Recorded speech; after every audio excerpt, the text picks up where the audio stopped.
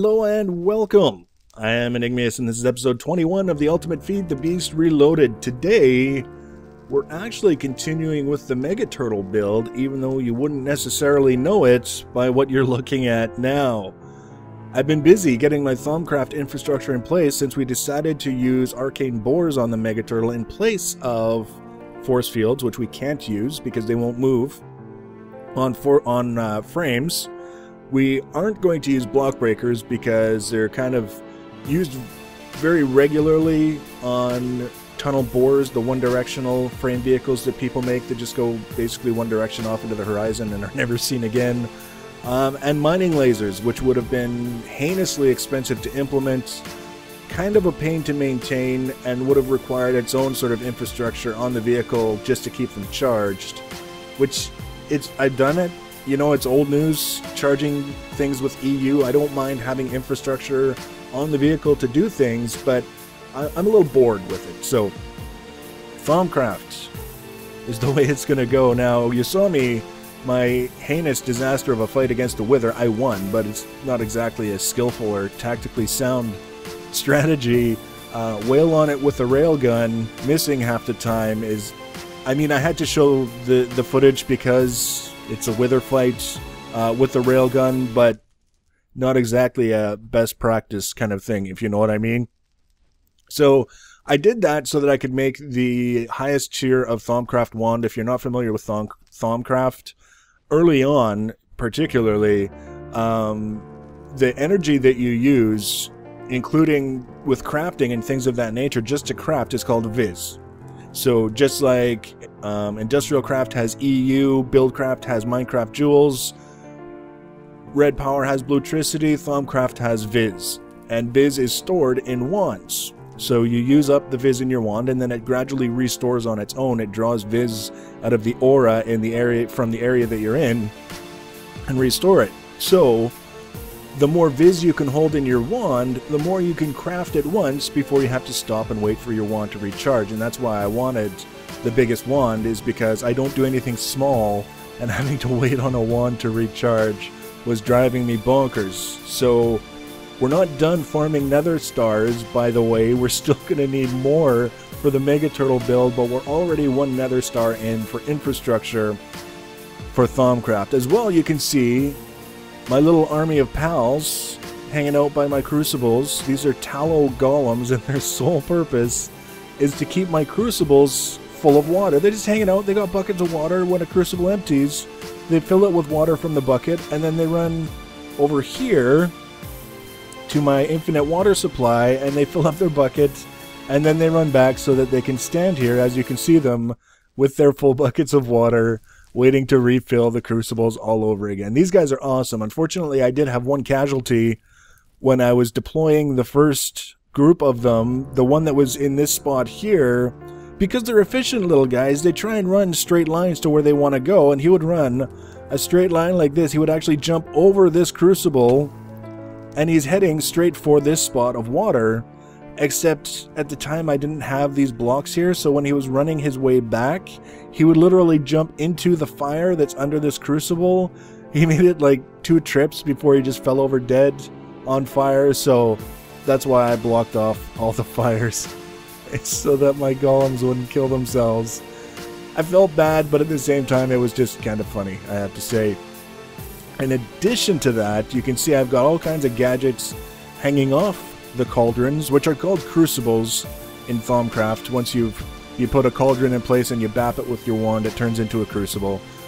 The yellow things are called alembics, which, if you're familiar with how alcohol is made, is basically stills. They gather the vapors coming off of the crucibles. In this case, it's essentia that they're gathering, and they can store a certain amount of it. Now, if I were to set the golems up properly, they would be able to empty the essentia in the alembics and store it in warded jars around. If I had some warded jars around here, I haven't really looked into exactly how to set that up because it's not a high priority, but I just wanted to have them in place, so I had them in place. Basically is the easiest way to say it. And then the things on the back of these guys are arcane bellows, which help the crucibles heat up to boiling faster once they're topped off with fresh water. So You craft something that uses up the essentia, the water disappears, the little golem fills it back up with water, and then this guy helps it to boil faster so that it's ready to use. You can dump more ingredients into it and make more essentia. So it's kind of a neat setup, the way that they've got the golems doing the automation. Definitely a lot of work went into this mod just to get everything set up the way it is. But we haven't really come this far to talk about cauldrons and stills and bellows, even though the golems are pretty neat. If we could mine by like launching these off of a frame vehicle, and that would be awesome, but it's not going to happen. So we have to go up here and look at this guy. This is the arcane boar. Oh, look at that creeper. He's lined up like he's on a firing squad. That is awesome. I don't think it's going to hurt him though, but we want to keep an eye that he doesn't make a move and blow anything up, because that would be sad. Basically, this boar consists of 2 blocks. There's the base, which is right here, and it's got an output tube that you can, if you hit it right click with your wand, you can change what side the output tube is on. Oh, okay, that's like I flipped the lever and nothing happened. Why? And then here I've just put a red power relay to, I was testing to make sure that I would be able to connect red power stuff to it. Pneumatic tubes do not connect to this guy, but the relay connects just fine, which is what I kind of expected, but it was good to be sure. And then up here, you've got the actual boar part. Look at this bastard. Freshly spawned, too. This is the trials and tribulations of running around with night vision goggles. You forget that you're in danger. I'm just going to get this out of here because I don't like clicking on this with random things. So when you first actually assemble this, this is what it looks like. It's kind of looks like a little cannon, right? Like something you would sound on the front of a ship to announce that you're entering the harbor or whatever. But then you have to add specific tools. You have to add a wand of excavation here, and you have to add a pickaxe here. Now in this case, I'm just using a stone pickaxe. I've already gone through 2 pickaxes in the process of testing this thing. So we're not going to do a long test, but right away you can see I had the switch in the on position. As soon as I added the pickaxe, it had what it needed to go. So it starts to go, and it does its thing. It's got the really, really cool sort of laser beam effect. It starts puking out the results from the output side. If we put the relay on there, it goes into the relay, and the relay starts puking it out. So no matter what you do, there's a lot of puking going on. It does, you can actually, this is probably the best view. It does a 5x5 diameter. I don't know if I would call this a circle, but it's definitely not a square because it's only 3 blocks wide here and 3 blocks wide on the sides and 3 blocks wide down here. It's 5x5 in the middle, but not all the way around. And this is the kind of thing that we need to know when we're designing the turtle, so that we know what kind of overlap we have to have on the bores, because we're going to have more than one operating on any given face of the turtle. So that's kind of one of the good things about having run this test, is I can see exactly how it works. Now watch. You saw it just kind of went, like, stopped working. It already went through the stone pickaxe. It's done, it's gone, it's over.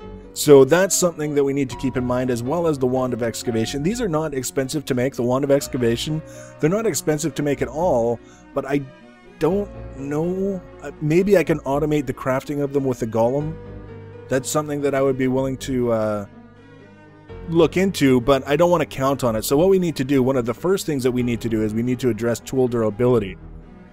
I don't mind putting expensive tools in the board to get the performance out of it, but not if they're going to have to be replaced every 5 minutes, because that's kind of silly. Now you can see here, it's showing you the width is set to 5, and we saw that. It's a 5 diameter, even though it's not a square. The speed +0 with different enchants. Basically, the width and the speed and any other properties come from enchants on the wand and or the pick that you put in here. So one of the things that I'm going to be looking at is getting repair enchants on everything that goes in here. Repair is one of the enchants that's added with Thaumcraft 3 that means items gradually repair themselves over time. So I want to not only get repair enchants, but I want to get them tested before we put a mega turtle in the field so that we can get an idea whether it's going to be able to mine max distance and then stop and wait for a while it repairs, or if we need to go for a certain amount of time and repair. These are all things that we need to take a look at before we start committing things to the okay, set it and forget it kind of role. So there's that. We know that we can gather stuff very conveniently. It's not like force fields where it's just going to barf it all over the ground. And we know that basically about every 4 blocks we could have a boar and, you know, have a little bit of an overlap where they're not necessarily highly efficient, kind of duplicating one another's efforts, but at least we'll know that the vehicle will be able to fit through as it goes. The other thing that I wanted to test was how much energy this thing is consuming while it's operating. Now, I don't know how easy it would be on the YouTube standard view size, but in the bottom left corner of my screen is a little HUD element for Thaumcraft. It's got the aura, the A, is 383 of 391, and below that is the flux, which is high because I don't care. The aura, as I understand it, is what indicates how much energy there is for the boar to pull and use. So if it were to reach low levels, the boar could potentially shut down.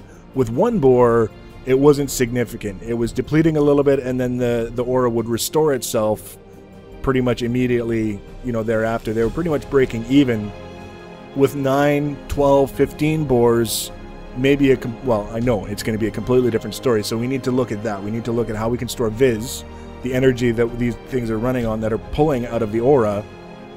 And we need to look at some other things. One of the things that I kind of looked at is getting the obsidian pillar crystals. I forget exactly what the name is, that pull aura nodes around, and having one of those on the vehicle, as long as it can move with frames, so that while this thing is stationary, drilling, this crystal is pulling all of the nodes to itself. And then you move a certain number of blocks, and it pulls that node with it and pulls all the other ones to itself. I don't know if it's fully viable, but it's still going to be cool as hell. So that's one of the things that I'll be looking into as well. So you can see, we went from, here's how we're going to make the turtle move, and then we'll put some force fields on it, and it's done, to all of these conceptual things that we need to look at and test and consider before we can actually get the thing into the field, which is fine. I'm having a lot of fun doing it, and this looks a whole hell of a lot more interesting than a force field cube. So next episode, I don't know exactly what we'll be testing, but it'll be something related to the turtle. I think we'll be maybe changing up the drive modules a little bit so that we can have a little more room within the turtle for all the Thaumcraft stuff, and probably some more Thaumcraft details as well towards the you know, Mega Turtle project. So I hope this is interesting for you. I hope it's not too much too fast. Leave a message in the comments what you think about the series so far, and I'll be hard at work on the next episode. So thanks for watching, guys, and take care.